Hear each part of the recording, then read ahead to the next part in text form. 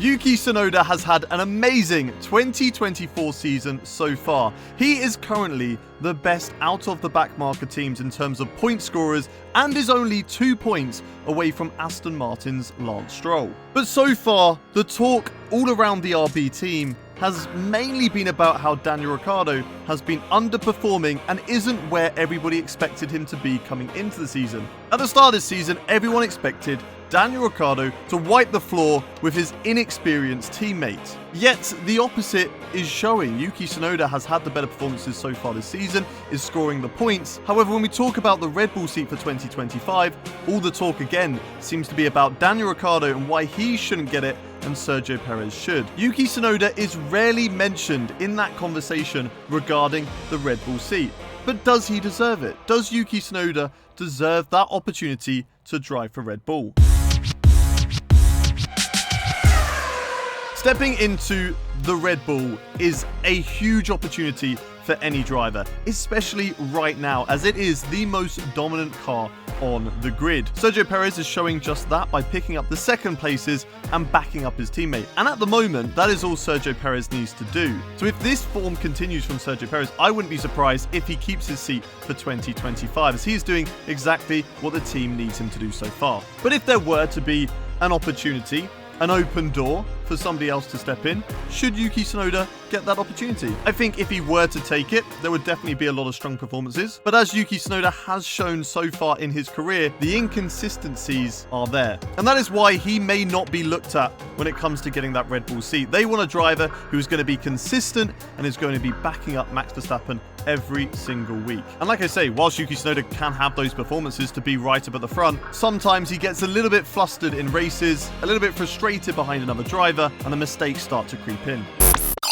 When entering the sport in 2021, up against Pierre Gasly over tripling his points in the first season, and it was safe to say it was definitely a learning curve season for Yuki Tsunoda. He was very aggressive on the team radio and very frustrated when things weren't going his way, and that's something that the team really had to push on him to correct over the course of his career and his time at the AlphaTauri, now RB team. His second season against Pierre Gasly, the car wasn't as good, but he was still unable to match his teammate of Pierre Gasly. But this time, it was only half of a points difference for Yuki Tsunoda. Then step in 2023.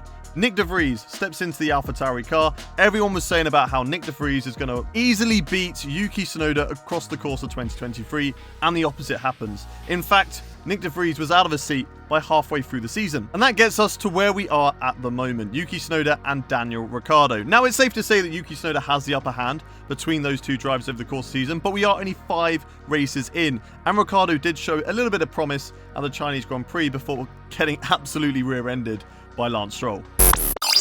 So what does happen if Yuki Tsunoda beats Daniel Ricciardo this season? Of course, Red Bull aren't going to be looking at Daniel Ricciardo to put him in that seat and potentially replacing him for a younger driver like Liam Lawson for 2025. But say Sergio Perez still performs and that seat probably won't open up for Red Bull Racing. And if it does, maybe they're going to look at someone like Carlos Sainz instead. They've shown with Sergio Perez that sometimes looking outside of their academy works for them. No, okay, Sergio Perez hasn't become the leader for the team, but they've got Max Verstappen for that. They do not need another Max Verstappen because they already have him. And do you think that Yuki Tsunoda can back up Max Verstappen every single week? I don't think so. And I also don't think he'll want to be a number 2 driver to Max. I think a similar situation that happened to Pierre Gasly would happen if you put Yuki Tsunoda in that team. He'd struggle to beat Max Verstappen, he'd get inside his own head, he'd get frustrated with the team, and he'd probably get kicked out halfway or by the end of the season because he's angered a lot of people. So what does Yuki Tsunoda really need to do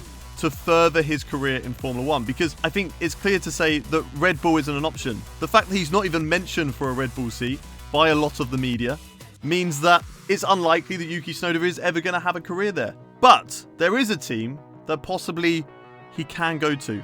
And that is, I know it's going to be a big one, but hear me out on this, Aston Martin.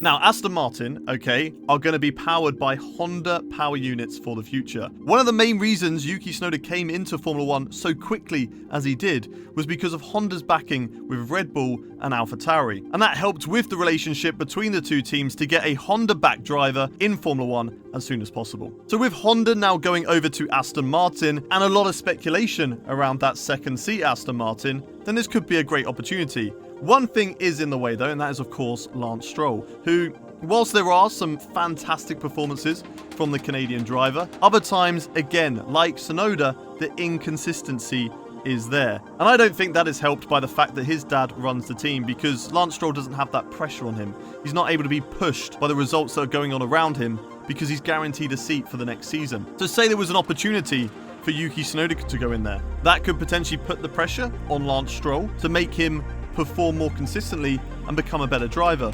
Or if he crumbles underneath that, you can send him over to a different Aston Martin program in a different motorsports category. And instead you bring in Yuki Tsunoda for the Aston Martin seat to line up alongside Fernando Alonso, which would probably be one of the most aggressive teams in Formula 1. Fernando Alonso loves gamesmanship. He loves pushing the rules to the limit, and Yuki Tsunoda is hot-headed, he's frustrated, and he doesn't care about saying it how it is. So that is going to be an incredible team that would be very feisty if that were to happen.